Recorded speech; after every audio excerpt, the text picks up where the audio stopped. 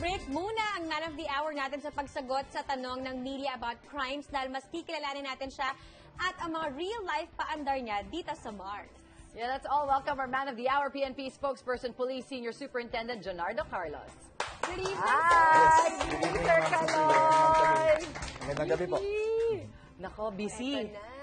Leave po ako. Leave ngayon. Buti na thank you po nag-leave kayo para sa Mars. Yan, you've been having a lot of TV time, syempre, since you were named the PNP spokesperson. Kamusta naman po yung mga naging trabaho ninyo simula nung naitalaga kayo dyan sa posisyon? Well, very busy. I'm lucky to have a very approachable chief PNP and very open to the media. So, I cover for him kasi sa dami nga ng kanyang mga activities and I covered for him sa mga hindi ho na talaga kaya niyang mapuntahan. But basically sa media lang po, sa mga news reporter or radio station. So I cover for the chief in the morning, 5 o'clock in the morning hanggang 7 para hindi naman ho siya ginigising ng maaga. Nako sir, meron po ba kayong Facebook account? At gaano po ba karami ang nag-a-add sa inyo sa Facebook mula nang naging madalas na ang paglabas ninyo sa TV? Well, yung Facebook account ko is public profile. It's more to show what I'm doing. Ako nga ho yung photo bomber ni Chip. Kaya marami ho doon sa mga pictures. Si Chip ho talaga. And I'm the one behind or managing the press con for the Chief PNP. Nako sir, nabalitaan namin na marami daw kayong nakahihiligan. You're into scuba and you're also into skydiving. Yes, basically I'm into skydiving. I've done scuba diving. Now, pag walang time makatalon, I'm in the big bike, motor or scooter. Tapos, yun, I try to introduce to my daughter surfing. Wow! Grabe! Active Ako, talaga. Scooter, skydive. Yung shooting medyo seldom I go. Si Snooki, your friend, is the one that is asking me most of the time to join in the range. Oo. Mayroon kaming common friend, kumpare ko, na kumpare mo din. Kumpare mo Apo. ba si Snooki din? Yun ang aming common friend. Shooting naman. Pero kumbaga, nung naging busy ka, extra busy, dahil naging spokesperson ka, marami ba mga activities doon medyo nabawasan? Yes. Pero I try to find time to do other stuffs. Pag weekend that the chief is out of town or he's back in Davao, I'll take the bike early morning, go for a breakfast ride, get some friends join. By 8 or 9, tapos na. Sa bahay nakabalik ka na. Naman ho, kasi maaga ang biyahe pagka ganon. Hindi namin sinasabayan yung Traffic. maraming scooterista o yung traffic. Pag nag-start na yung traffic, nasa bahay na Nasa kami. bahay na. Actually, Nagpapahinga na. Nabanggit nyo kanina, Sir Caloy, na tinuturuan niyo yung daughter niyo mag-surf. Ilan taon na ba siya? She's 14. But siya, artist talaga yung dalawang anak ko. Isang may banda, kumakanta. Yung girl ko naman, yung bunso ko ay artist, si Rose. Pero nung dinala ko siya sa Baler, kay Aurora, nagustuhan niya yung surfing. So I got a surfboard for her. Pero she has to use the longboard. Kasi nag-uumpisa pa lang siya. Mas madali kasi magbalanse sa Longboard, longboard yes. kaysa dun sa shortboard. So yun po ang nakakahiligan ng inyong anak na babae ngayon. Yes. Pag summer, pag araw-araw, I have to get her Copics, yung from Japan, yun yung kanyang ginagamit na...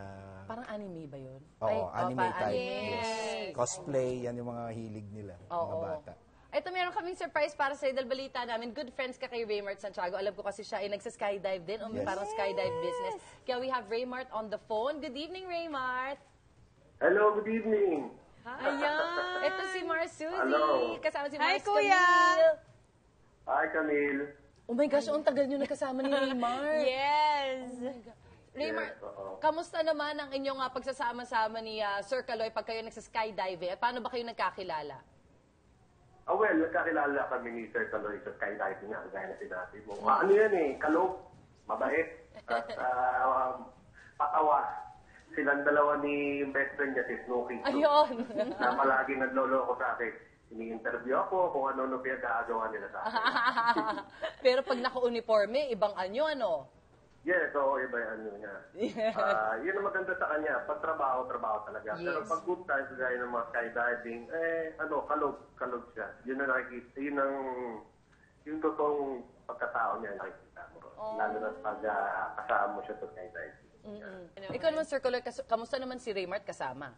Well, gives life to the group. Kasi pag nandiyan ka, naghihintay ka na makatalon, panay kalokohan nga kami, kwentuhan, kulitan. O, si Raymart naman pwede mong kulitin, hindi naman napipikon. So palagi namin kinukulit ni Snooki, si Raymart papapicture kunwari, may artista. Ganon ang ginagawa namin. Oy, naku, Raymart, thank you so much. Thank you, Oy, Kuya. maraming salamat. Susi. Sige, salamat. Kaloy, kita-kita tayo. Yes, bossing. Tatalon tayo dyan sa vegan. Yan, may Yes, mga ay, plano plano na. Thanks, Raymart. Thank you. Thank you. Ayan. Nako, eto na nga, sir. Since a lot have talked about that Miss Universe question na tinanong kay Maxine, naku, Diyos ko. syempre hindi kayo makakalagpas sa amin. Curious lang naman kaming malaman how a police officer Yes. would answer the same question. Okay. So eto na nga, what is the most significant change you have seen in the world in the last 10 years? Sir. Pwedeng may interpreter. Yeah. Ayan, sir, pwede. Pwedeng Tagalog, pwedeng Tagalog. Kasi hindi ko naiintindihan yung mga English na ganyan. Hindi, sa totoo, sa nakaraang 10 taon, nakita ho natin kung gaano nag-improve yung Philippine National Police. The transformation program is ongoing. We're very happy that we see a lot of professional police officer. Hindi ho ito lahat Santa Isabel o Dumlao. Dumadaan ho tayo sa ganitong pagkakataon, pero maniwala ho kayo, professional at mabubuti po ang inyong mga pulis. Ayan naman, naman. sir. Well said po, Magandang Sir pakinggan Kaloy. yan. Ayan. Ito naman, konting challenge, Mars. Correct, Mars. Skydiver, surfer, motorcycle rider. Bihibihirang daw siyang bumaril, Mars, pero ngayon may pagkakataon ulit makapag-practice dito sa Mars. Yes! Na-excite ako dito, Ako Mars. din! Ito, meron tayong, dito, sir, babarilin nyo lang yung mga baso-baso. Yes. Okay, target shooting ba? Very perya lang ang peg. Perya lang. I love it! Yes. Ano yan? Aba, wag, may pamagasin pa talaga kayo, ah. Ano ba to? Yan, Sir Kaloy. Ito na lang. We'll use this. Yan. Ito na. Ayan, dito tayo banda, sir. Medyo malayo po ng onte. So this is a pellet gun. Safety procedure. Turo sa akin ni Snooki. Nax. Check mo muna yung firearm. Yun! Okay, one down. In fairness, ha? Grabe! Ay, naubos na agad.